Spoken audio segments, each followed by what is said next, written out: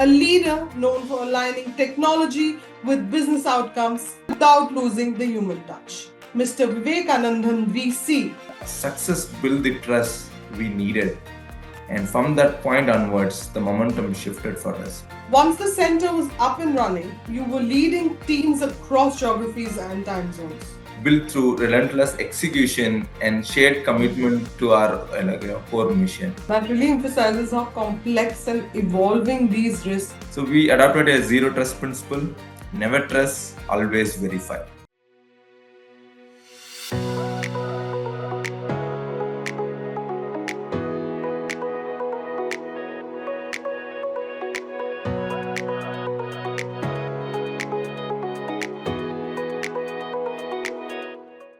Hello, everyone, and welcome back to FaceTime with Leaders, powered by Directors Institute, World Council of Directors.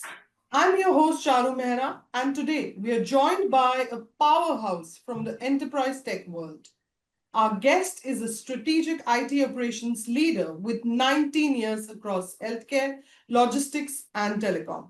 Someone who has modernized legacy stacks to Azure microservices, scaled global innovation centers, and kept mission critical patient facing platforms running at 99.9% uptime.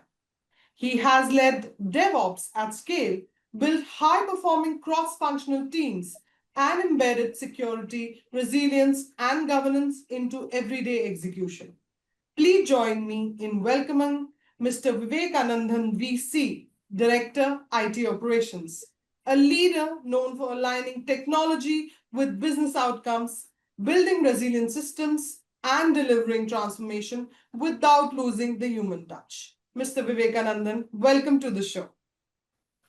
Hey, thanks, Charu. Thanks for having me here, right? I don't know I'm a powerhouse or anything, but yeah, thanks for asking, right? So yeah, thanks for the opportunity to share my experiences here, and I'm looking forward to our conversation.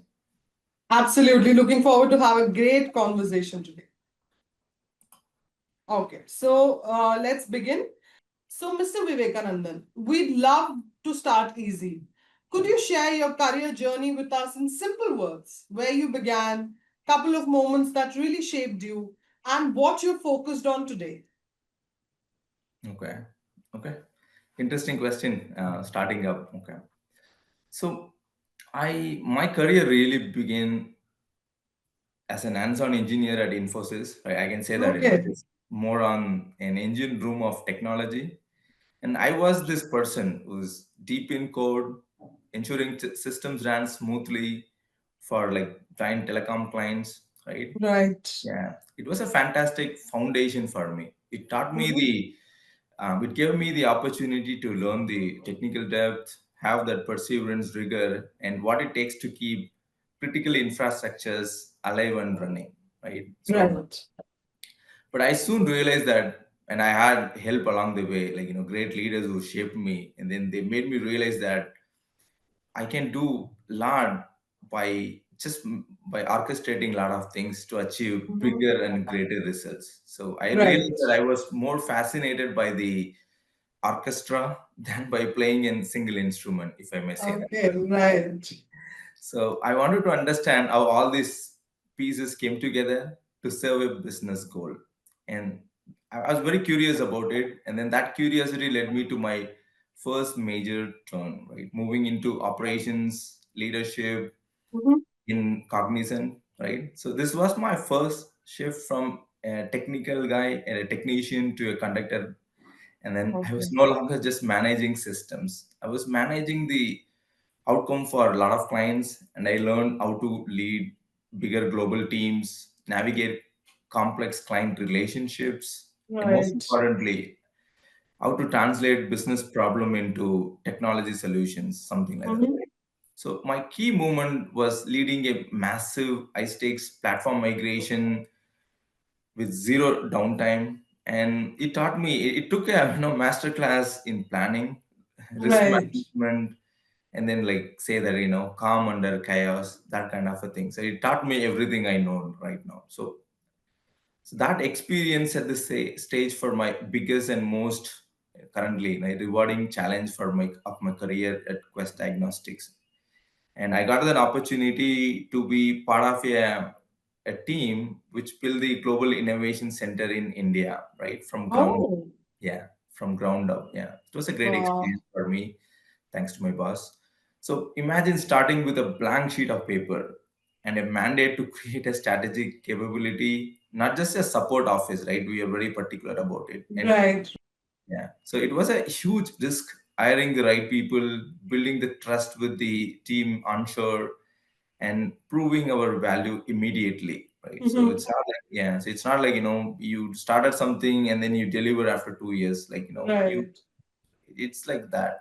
And we did more than prove that, right? So we became a cornerstone of their digital transformation. Like slowly we were able to do that, leading Right. to modernization of their legacy systems to cloud was a monumental effort, right? It was, Mhm. yeah, it drastically improved how patients access their critical health information, right? So this journey culminated during COVID pandemic, where our team delivered vital tools under immense pressure, right? So we're talking about every day, every week, right? And then serving everybody there. Like, so it was a Right. experience for us.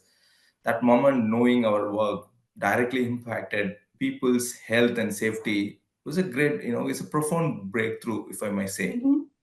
It cemented my belief, especially that technology's highest purpose is to serve people, right? So if you are a technical guy, you only think about just implementation, delivery, and other things. But this is the moment which helped me to understand whatever we do using technology is to just serve people. So Wow. right, yeah. So today my focus has evolved from building systems to building capabilities. I'm focused on strategic leadership, mentoring the next generation of leaders, architecting IT operations that are not just efficient, right, but more truly transformative. Right. Yeah, and ensuring that technology always align with a human need it designed to serve, right? That's more about my journey. Wow, that is such a powerful way to look at growth. So, and through those inflection points rather than just the roles. And I really love how you didn't shy away from the challenges. It really makes the highs stand out even more. So, Right. thank you for sharing your journey with us. Yeah. Thanks for starting with a great question. Thank you. So, Mr. Vivekanandhan, let's talk about your leadership journey in operations. You set up the India Global Innovation Center at Quest Diagnostics from scratch. That is no small task. What was the experience like for you, and what were the first big hurdles that you had to clear? Okay. Interesting. Yeah. Thanks for asking that. So let me jog down my memory lane. It's been like almost closer to 7 years Right, here in Hyderabad for me. So I did not do it myself, right? So I was part of a great team who had like a great vision similar to me, right. right? So I would say that building the India GIC from ground up was one of the most challenging, I keep saying that, challenging and rewarding experiences of my career, right? So it was this given a massive responsibility with a clean state and asked to set up a strategic innovation hub, right? Mm-hmm. Not just a back office, right, for somebody. Right. And for a global healthcare giant. I mean, I was super excited, right? That's made my journey from Chennai to Hyderabad worthwhile, actually, right? So but then after all the excitement, the reality set in quickly. I mean, it wasn't without a lot of hurdles, right? It was my first, Absolutely. yeah, right? Yeah. My first hurdle wasn't technology, actually, right? So it was something which I thought about, but it wasn't about technology at all. It was about more about trust and credibility, right? So we had a new team. Imagine a new team setting up thousands of miles away from the core business and asking to take ownership of the mission critical platforms that Right. handle patient data, right? So the initial sentiment was understandably, who are these new people, right? Hmm. Can Hmm. we rely on them? Right. So that it is our first hurdle. We had to prove our value from day one, right? Hmm. And then that led to the second big hurdle for me, the vacuum Okay. of established processes. There's no existing playbook for this Hmm. kind of a thing for me Hmm. at Hmm. least. We had to simultaneously hire a world-class team, in a competitive environment like market like Hyderabad, right? And define our operating model, integrate Right. integrate with the US teams across 12 time zones, and establish our security and compliance protocol, all the while starting to deliver on live projects. To Right. me, at least to me, I don't know about others, it was to me like building a plane while flying it at the same time. It. Yes. Yes. Yeah, it was like that for me. So the turning point came when we strategically choose. It's not like, we had to volunteer to modernize a complex legacy module, right, of the an high visibility patient facing application. It was a Right. huge risk. It was a huge risk for us. Failure would have confirmed every doubt whatever they had, right? But we Mhm. saw it as our opportunity to demonstrate capability, right? So, and we were lucky, right? We successfully migrated the entire portfolio to Azure with Mhm. zero unplanned downtime and whatever architecture we planned, right? Which reduced the deployment cycles by 65%. Yeah, and drastically improved our system scalability and resilience. This wasn't just a technical upgrade for me. Right. It Right. was a, yeah, it was a fundamental enabler for future business growth and innovation. Mhm. Yes, and we harnessed it this when COVID hit us, and then our systems are like have to scale massively in a short period of time. Whatever we have done helped us to scale in a moment's notice, like against all odds, against even against our competitors, right? So we were able to do that, and we were lucky in this aspect. We took this challenge, and we delivered it, and then when the need arises, and it really helped us, right? So Right. we worked in a lockstep with the US team. We over communicated every step, delivered the module ahead of schedule, and that first win was our breakthrough. Right? It wasn't just about the technical delivery. It was about demonstrating ownership, quality, and most importantly, partnership. Right? So that success built the trust we needed, and from that point onwards, the momentum shifted for us. We moved from being seen as an outsourced team, a plus one, if you say, right, to becoming a more trusted extension of the home team, right? Right. We can say that we grew from a concept to a massive team, right? Mhm. High performing professionals, eventually becoming the core engine for Quest digital transformation. Wow. Yeah, right. That journey taught me the foundation of any great global center isn't just the technical skill, right? I think that that's where like people, even I was looking at it in the wrong way. It's all Right. it's all about trust built through relentless execution and shared commitment to our core mission. So Agreed. Agreed. thank you. Wow, wow. So, that really captures the grit it takes to build something from scratch, especially on that scale.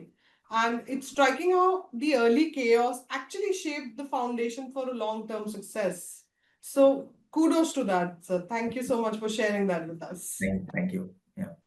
Starting something from zero always has its share of challenges. Once the center was up and running, you were leading teams across geographies and time zones. How did you keep people connected and motivated, especially when operations had to run 24/7? Okay. Thanks for the question, actually, because these are the certain things, right, which nobody sees, right? So you see the problem and you see the result. There are subtle things which we do that get missed. I think this question Right. actually highlight all those things, right? Yeah. So, like I said, building the GIC was just one battle, but making it run 24/7 seamlessly was another battle altogether, right? So the initial excitement of setting up team, started delivery, and all those things. But when the reality sink in, you see all those things happening. When with the great team you built here, and then they are working while the rest of the company slept. I Right. I started seeing the cracks. So you can set up all the process you want, right? But still you see the missed standoffs between different teams, different shifts, Right.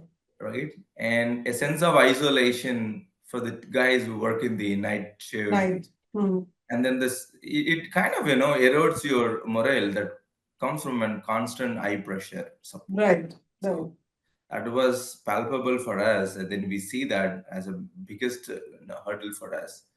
And that takes us to as the lowest point, and then the lowest points was a series of late night incidents, Mm. calls during our like 3 a.m., 4 a.m., and our team in India was troubleshooting a critical issue, right? But then they were missing crucial context because the key knowledge was Okay. somebody who is not here and who is fast asleep, right? And what happens? You end up firefighting in silos. Mm-hmm. Mm-hmm. Eventually, everybody who's involved in it will burning out, and you feel responsible for it.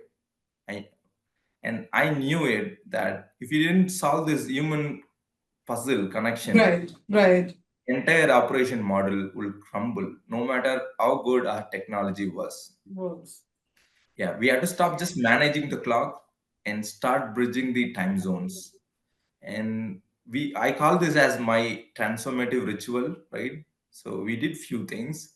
The first thing is a non-negotiable, a virtual overlap between the teams in different time zones. Oh. Yeah, this isn't just a normal status updates, whatever you call it. It was for human connection, right? We talk about projects, we also Mm-hmm. talk about our weekends, our Right. days, and this is what I wanted to do with this. It built the personal trust that emails never could, right?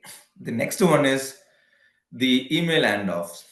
The Okay. dry email handoffs are replaced by just a short a video call between the incoming and then outgoing teams, right? Right. It helps.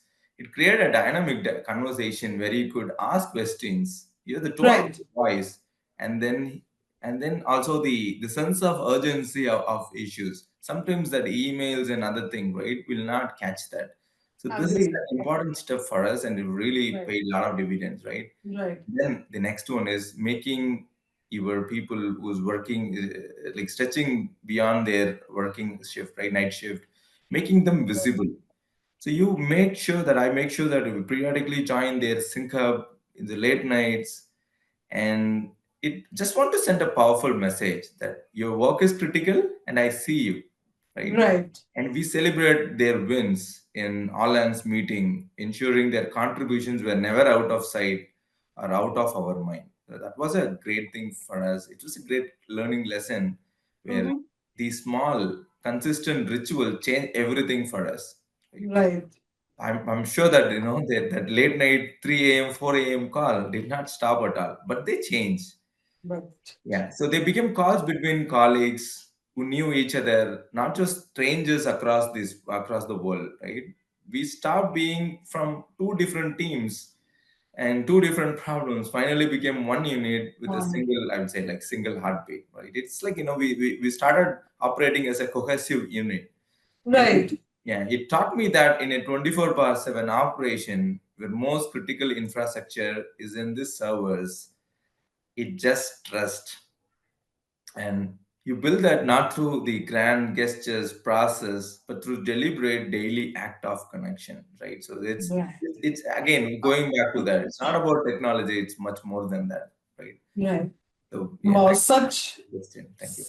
Yeah, so such simple and small changes you made, which eventually bridge the gap between two different teams. So that really shows the difference between just running operations and actually building a culture where people feel connected across time zones.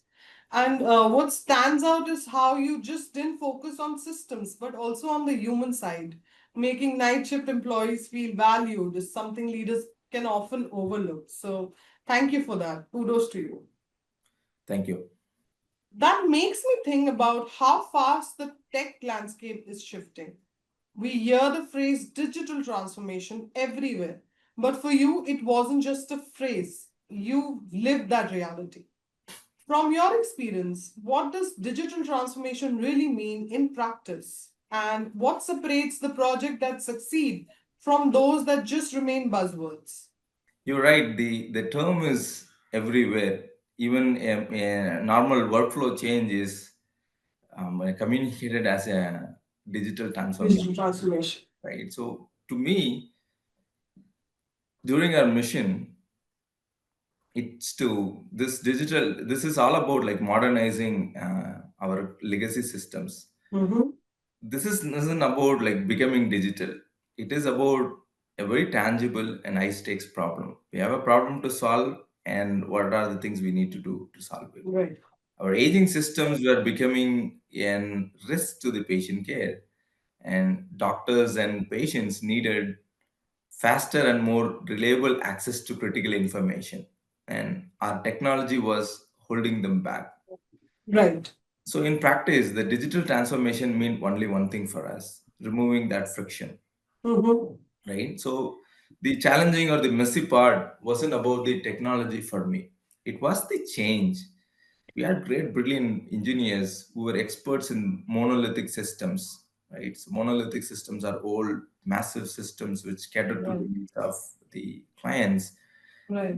Asking them to adopt cloud and then to microservices architecture wasn't just a technical shift, right? So it is like, imagine asking me, I built my career in one thing, and then asking me to just abandon my whatever I have done, and then asking me to do something else, right? It is Something a else. scary proposition, right? So it was like this, asking them to abandon their deep expertise and become beginners again, right? So Right. the resistance was very quiet, right? They were okay, but then I know that there is resistance, but it is little more powerful. It's a little visible, I would say. We also had processes, the old processes, built for slower and quarterly release cycle, and yeah, moving them to the agile CI/CD pipelines felt like trying to change the wheels on a moving car. It is, if you are not used to it, it could be very overwhelming, right? So Right. the temptation to just keep the old systems running and bolt on a new digital front end was immense, meaning everything is same, Mm-hmm. and then you just cover it up with a fancy new outlook. Like that's where the most transformation become buzzwords. You see Right. all new, but under the hood it is the same. That isn't digital transformation, right? So they just put a new facade on a crumbling foundation. So the situation is this, like for us, the significant portion of our client, the patient facing applications were built on legacy, aging legacy architectures, right? Right. Right. One, they are difficult to scale, they are expensive to maintain, and pose a business continuity risk. The challenge was to migrate these mission critical systems to a modern architecture in cloud with zero Mm-hmm. business disruption. So, this is the ask for us. And my task was to architect, lead this modernization initiative. The stakes were incredibly high. Any downtime or a data loss during this migration would directly impact the patient care and trust. Right? Right. It's a number one and non-negotiable thing again, right? So our strategy is a meticulous, a phase-wise approach strategy, right? So it is like we come up with our own detailed migration playbook, Mm-hmm. listing out all the dependencies, just involve all the stakeholders upfront, with either it Okay. be development, operations, security, and business teams, whatever, like whoever, right from the start. Right. So just don't take the big bang approach, doing everything all at a time. Just choose a Right. non-critical thing to migrate first. Use this as a pilot, right? And use all those things come out of as a learning exercise, Right.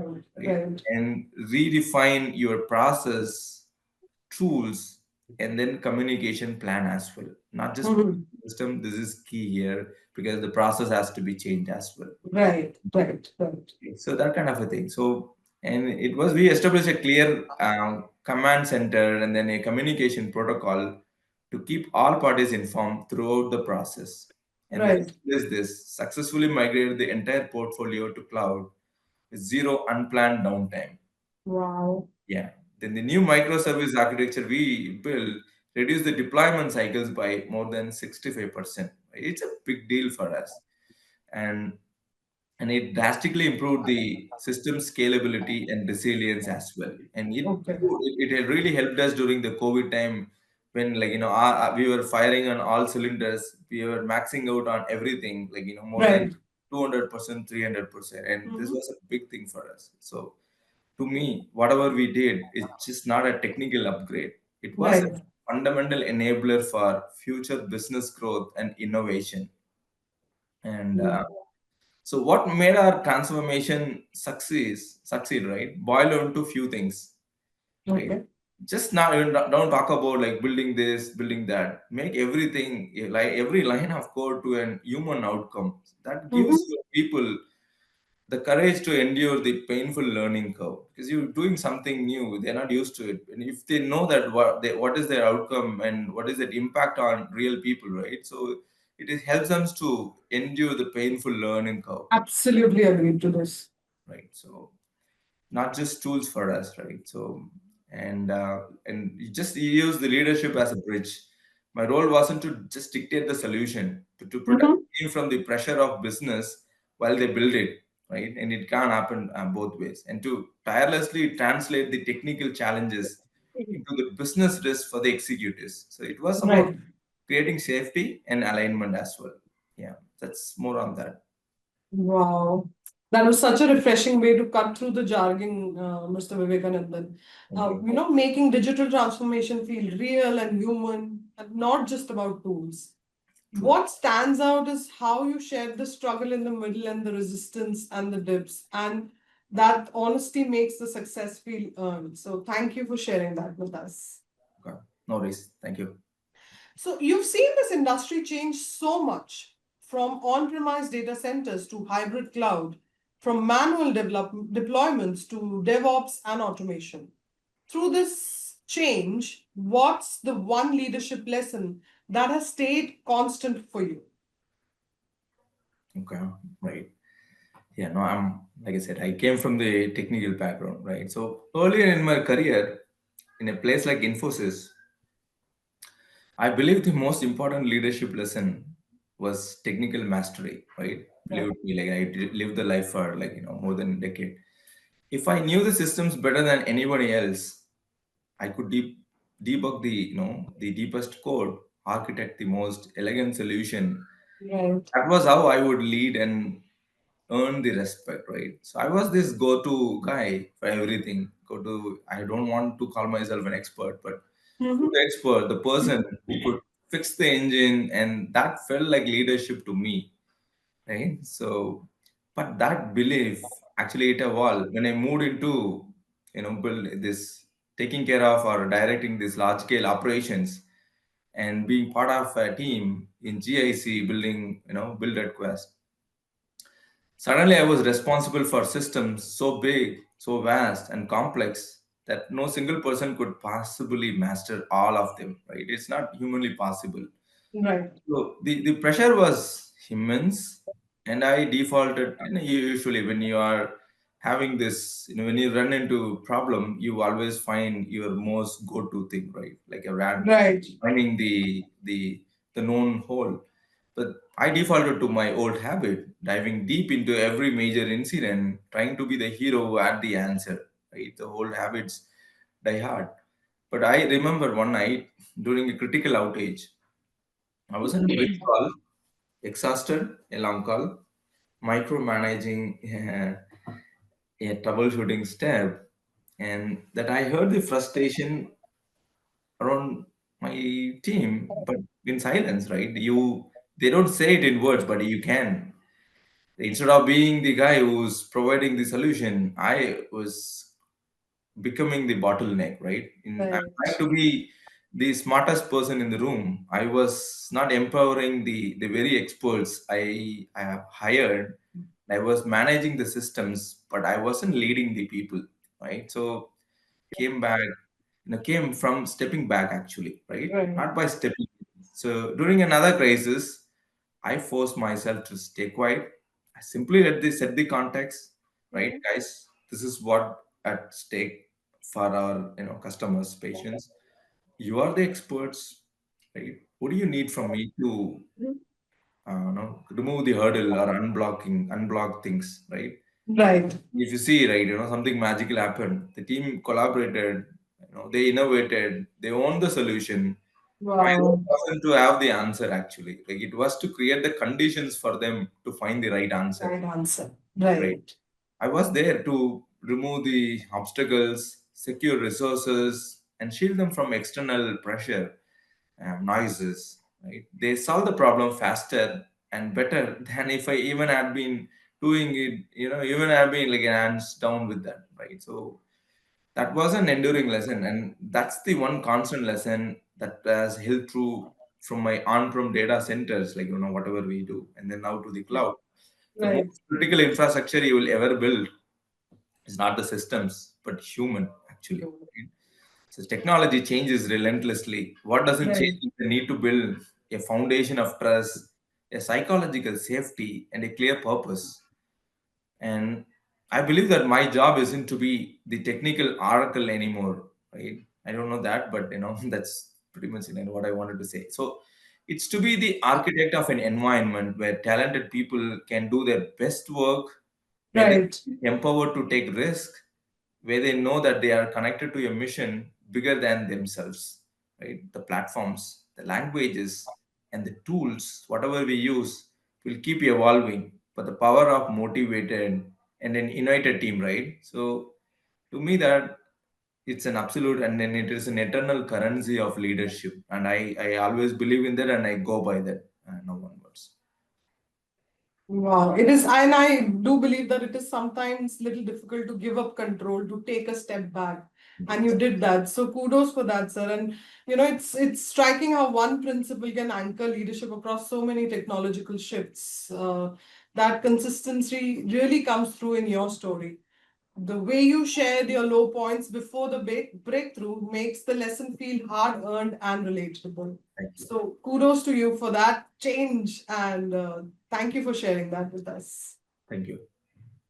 Time to shift gears. This is our rapid fire round. Short, fun questions, and we'd love your first instinctive answer. Ready? Okay. Okay. Okay. So, tea or coffee? What keeps you going? I like tea. All right. Wonderful. One gadget you can't live without. So it's my mobile phone. I don't know it's healthy, but I mostly feel like it's an extension of my hand actually. Still can't.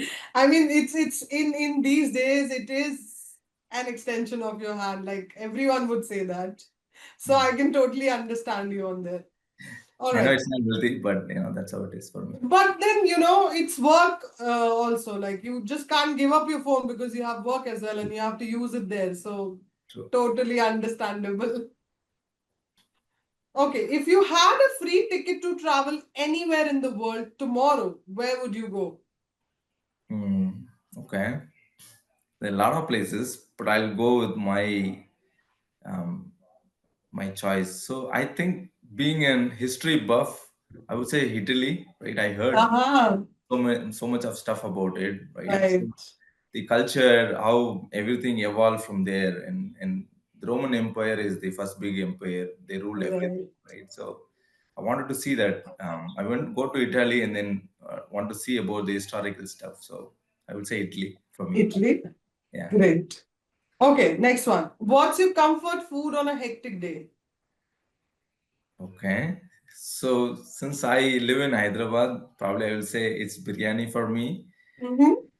So Wow. reset button, right? If you get a good one, right? It's a lot of hype around it. But if you get a good one, I'm sure that it is a good reset button. Mm-hmm. Wow, that's really nice to know. Okay. A hobby that instantly help you switch off from work. That's easy for me. It's reading, right? I love Right? it. Like I was saying.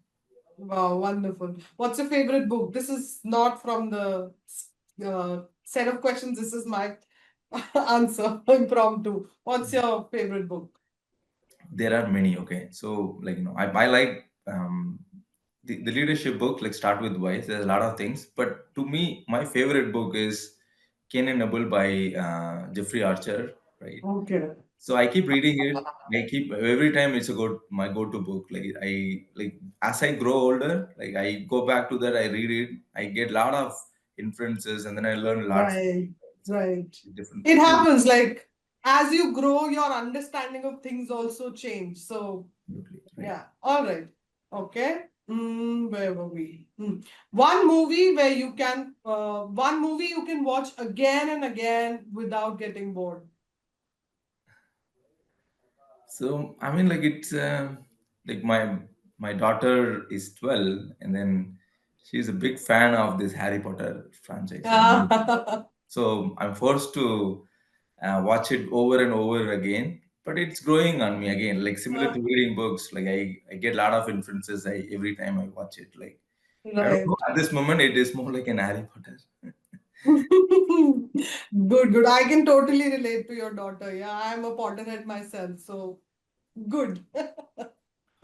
Okay, so if you could have dinner with any famous personality, living or from history, who would that be?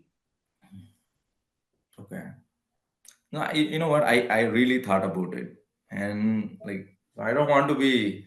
I want to be really honest with myself about like what is the a good dinner conversation for me? Mm-hmm. Who would be right? So it I don't know. It's anyone's favorite answer, but it will be Elon Musk. I know he's in the this thing, but to me that would be a dinner to remember. Right, So right. I have a lot of questions, right? And you can love him, you can question his choices, but you cannot argue with his vision, his sheer force of vision, right? So Mm-hmm. the scale in which he thinks and all those things. So I would also ask him about his resilience, like the kind of thing he faces day-to-day Right, basis from like entire world, and then exactly. he's staying true to yourself. That's important for me. And then he's always stayed true to himself, right? So I would like to talk about so many things, but my answer is like Elon Musk. Elon Musk. Wow, great. Okay, one word your friends would use to describe you. Someone to lean back on, right? They know that I'm always there no matter what. So I get a lot. I don't know if I enjoy that, but that's something they say I'm reliable. Yeah. That's wonderful, being dependable. That's great. So, thank you for that wonderful rapid fire round. It helps us know the person behind the professional. So, thank you for having that wonderful round with us. That it was interesting. Yeah. Honestly, I wasn't Yes. prepared for it. But some interesting answers there. So, I enjoyed.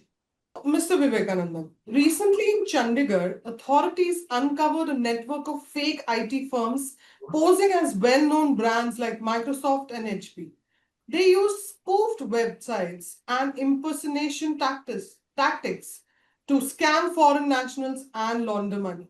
Hmm. From your perspective, as someone who runs large scale IT operations, what safeguards do you believe are most critical to protect organizations and consumers against these kinds of risks?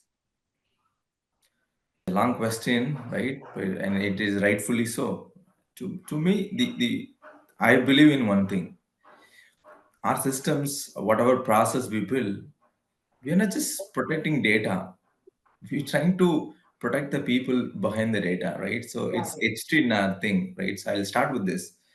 So we run a large scale operation. Running a large Mm-hmm. scale operation today meaning managing a battlefield of constantly evolving risk, right? So every Right. day you see a lot of patches. There are updates on the security because Agreed. how it is. It's like the meteor shower. It's actually, if we have a command center, and where everything from the network and everything is being tracked, and then Mm-hmm. up to a lot of systems which sends up alarms and stuff, right? So we know it's like managing a battlefield of constantly evolving risk. Right. It's no longer about the hackers. That's what we think. Anything about security, we think about like hackers, right? It's not about the hackers anymore, right? Trying to breach a firewall.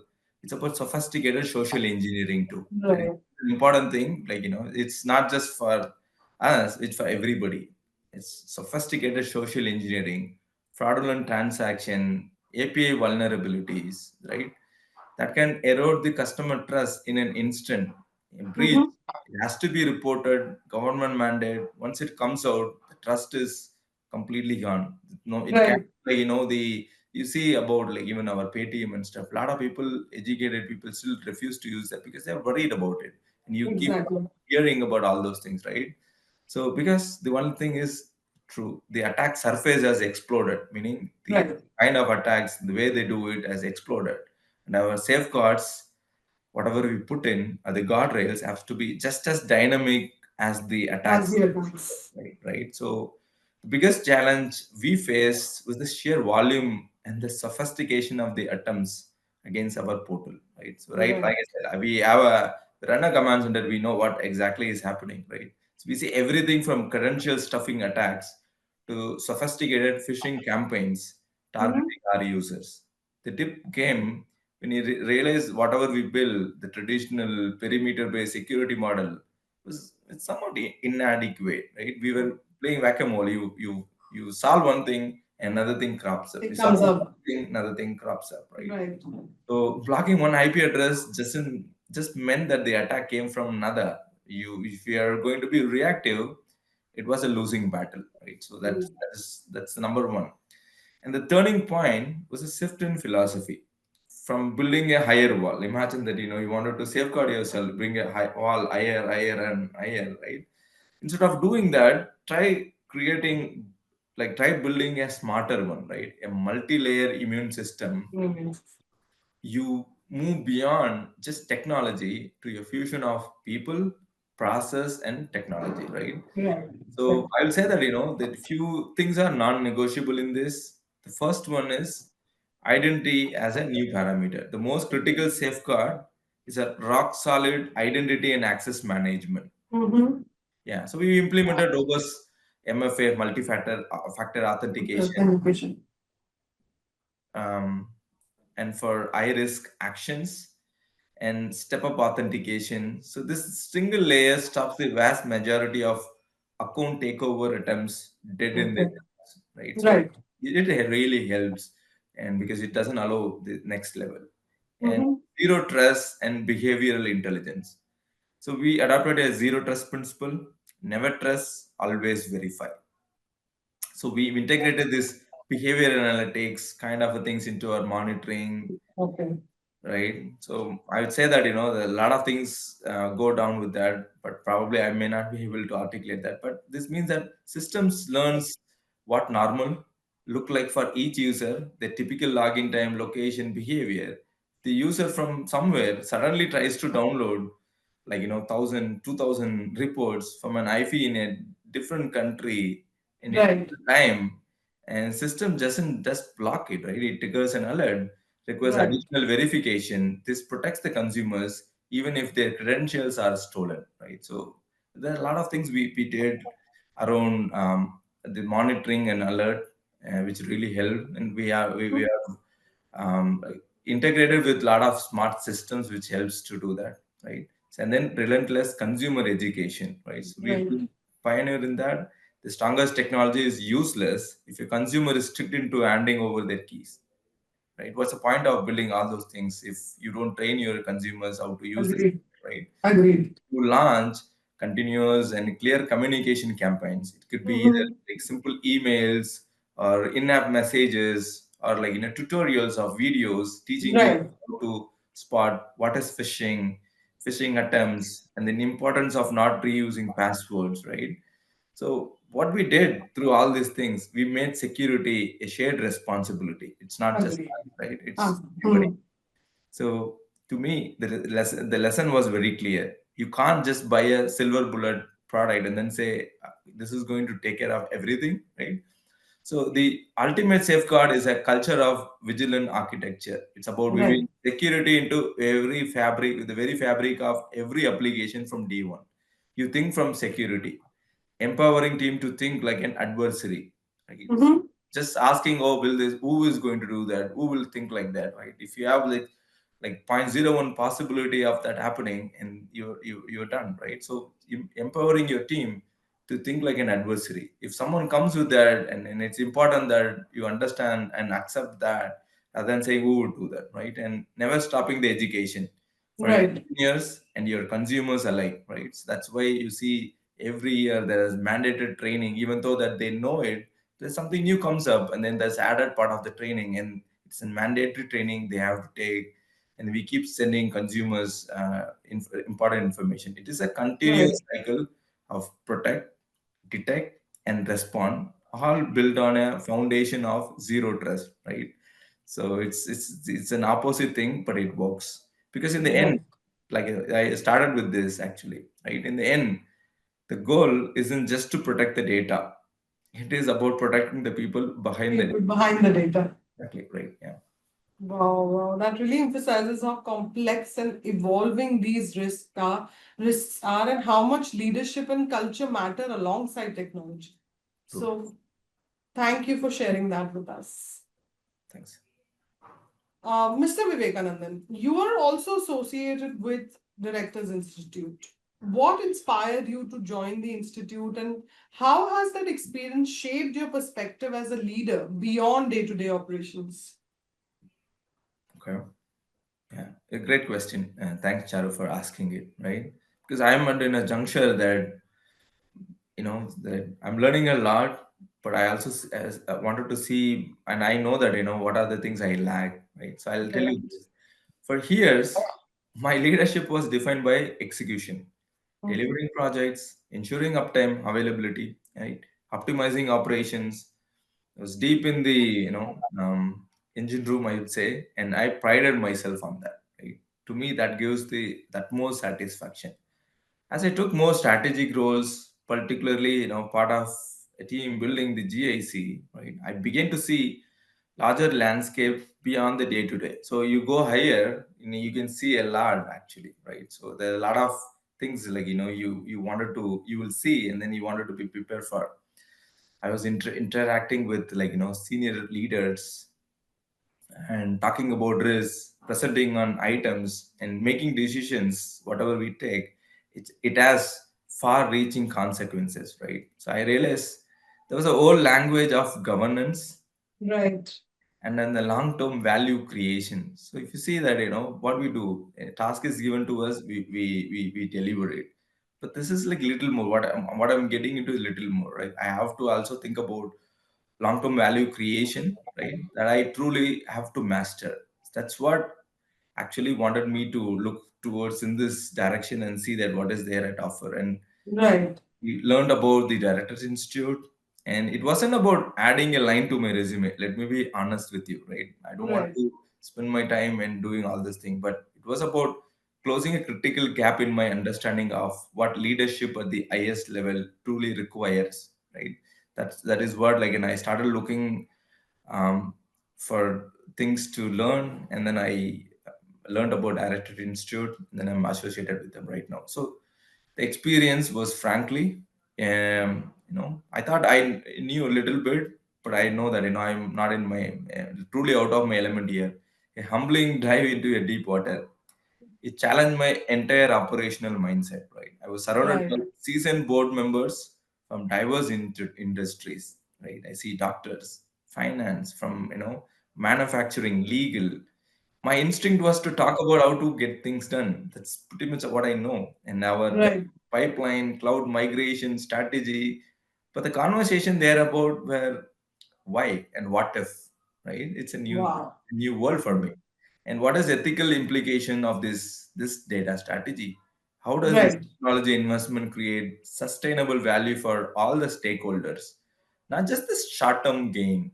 And Mm-hmm. what are the unseen risks out there on the horizon? And it was a steep learning curve for me. I had to shift from thinking as an architect of systems to thinking about a person who run the organization, right? So I don't as a, but then it helped me to look at things from that perspective, right? So the Right. experience fundamentally reshaped my perspective. It gave me a framework to elevate my contribution from a technical oversight to governance. Now, when I Okay. evaluate a new technology initiative, I just don't see it as a project plan and a budget. I see it through different perspectives, different lenses, a different wear a different hat, right? So you see they wear a risk hat and then ask this: what are cyber regulatory or a reputational risk, right? What is our risk appetite? Is it our risk appetite clearly defined? And then put a hat as a stakeholder hat, and then see how does this impact not just our efficiency, but our patients, consumers, Right. our Right. employees, and our investors too, right? Mm-hmm. And then with a long-term perspective, is this decision creating resilient, a sustainable value, or is just a tactical fix, a bandage Right. fix, right? So it taught me that the highest form of leadership, it's owning it, like think like a steward. And Directors Institute did not just teach me about the boardrooms, right? It did, but more than that, it gave me the tools to think and act like a steward in every single day, ensuring that operation I run are not just efficient, but are both ethical, resilient, and aligned with the purpose that extends beyond the quarterly goals. Right? So Wow. it's difference between managing a function and leading an institution. So that's what it meant to me. Thank you. Wow, that was a wonderful feedback, Mr. Vivekanandan. Thank you for that. And it's also fascinating to hear how your perspective evolved from operations to strategic governance. The way you describe those learning curves makes it very relatable. So thank you for sharing that with us, and I wish you all the best for your future goals. Thanks, Charu. Thanks for your time. It was lovely talking to you. Same here, sir. So, thank you so much, Mr. Vivekanandan, for joining us today and sharing your journey with such clarity and honesty. From building the Global Innovation Center to driving digital transformation at scale, to showing us how leadership and trust are at the heart of technology operations. Your story has been both inspiring and deeply practical.